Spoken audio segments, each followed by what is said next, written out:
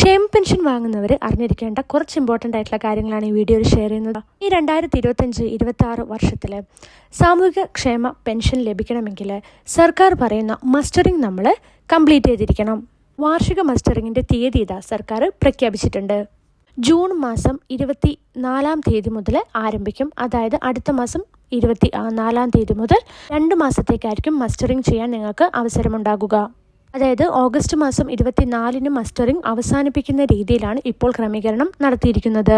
Pension ആനുകൂല്യങ്ങൾ വാങ്ങുന്ന എല്ലാവരും ഇതൊരു ഇമ്പോർട്ടൻ്റ് ആയിട്ടുള്ള ഒരു അനൗൺസ്മെൻ്റ് ആയിട്ട് തന്നെ എടുക്കുക. കാരണം ഇത് നിങ്ങൾ മസ്റ്ററിംഗ് പൂർത്തിയാക്കിയിട്ടില്ലെങ്കിൽ നിങ്ങൾക്ക് പെൻഷൻ തുക ലഭിക്കുകയില്ല.